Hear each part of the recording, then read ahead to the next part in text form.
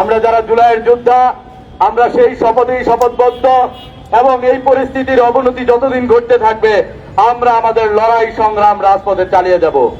নজরুল বলেছিলেন, আমি বিদ্রোহীর অনুক্রান্ত, আমি সেই দিন হব ক্ষান্ত, যবে উৎপীড়িতের কন্দন রোল আকাশে বাতাসে ধরিবে না, অত্যাচারীর খড়গ কৃপান ভীম রণভূমি রণিবে না। আমি বিদ্রোহীর অনুক্রান্ত, আমি সেই দিন হব শান্ত। বন্ধুগণ, এই জুলাইয়ের যোদ্ধারা এখনো ঘুমিয়ে যায়নি, জুলাইয়ের যোদ্ধারা ঘরে ফিরে যায়নি। জুলাইয়ের যোদ্ধারা জুলাইয়ের যে রক্তের প্রতিশ্রুতি, সেই প্রতিশ্রুতি বাস্তবায়ন পর্যন্ত রাজপথে থাকবে এবং কোন পরাজিত শক্তির ষড়যন্ত্রকে আমরা সফল হতে দেব না। আমরা স্পষ্ট ভাষায় অন্তর্বর্তীকালীন সরকারকে পূর্বেও বলেছিলাম, আপনারা সাহস নিয়ে এই ফ্যাসিবাদী সরকারের বিরুদ্ধে অবস্থান নিন, তাদেরকে অ্যারেস্ট করুন, তাদেরকে আইনের আওতায় আনুন, তাদেরকে আদালতের মাধ্যমে বিচারের কাঠগড়ায় দাঁড় করান এবং সর্বোপরি জুলাইয়ের যে শহীদদের রক্ত ঝরেছে সেই রক্তের বদলা হিসাবে প্রত্যেককে ফাঁসির দড়িতে ঝুলান। আমরা স্লোগান দিয়েছিলাম, দড়ি লাগলে দড়ি নে, খুনিদেরকে ফাঁসি দে। আমরা আবারও আজকে রাজপথ থেকে বলে দিতে চাই, অনতি বিলম্বে এই অরাজক পরিস্থিতি এবং অভ্যুত্থানের যে প্রতিশ্রুতি রয়েছিল সেই প্রতিশ্রুতি বাস্তবায়নে ল অ্যান্ড অর্ডার কার্যকর করার মাধ্যমে দেশের মানুষের সার্বিক নিরাপত্তা প্রদান করুন, দেশের অর্থনৈতিক অবস্থাকে উন্নতির লক্ষ্যে চাঁদাবাজ সিন্ডিকেটদেরকে উৎখাত করুন এবং তাদেরকে বিচারের আওতায় নিয়ে আসুন।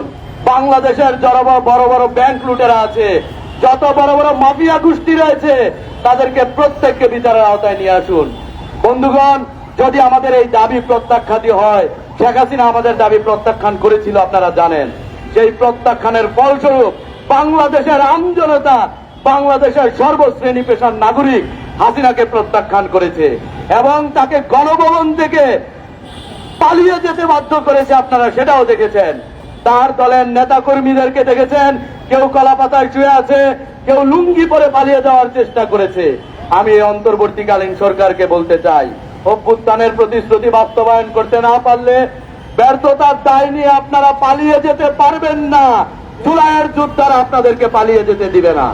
সুতরাং অনতি বিলম্বে দীর্ঘায়িত সময় না করে আপনারা দেশের মানুষের নিরাপত্তা দেন, পেটের নিরাপত্তা দেন, প্রত্যেকের আয়ের উৎস তৈরি করুন, জব ক্রিয়েট করুন, প্রত্যেক বেকারের কর্মসংস্থানের ব্যবস্থা করুন। অন্যথায় এই পরিস্থিতি আপনারা সামাল দিতে পারবেন না। নিজেরা কোরাম করেন, রাজনীতি করার চেষ্টা করেন, সরকারে থেকে এগুলো করা যায় না। আপনাদের উপর শহীদের রক্তের প্রতিশ্রুতি রয়েছে, শহীদের রক্তের সাথে বেইমানি করলে আপনারা জানেন ৭৫-এ শেখ মুজিবের যে অবস্থা হয়েছিল, ৭১-এর রক্তের সাথে বেইমানি করার কারণে আপনাদেরও সেই অবস্থায় আপনারা পতিত হবেন।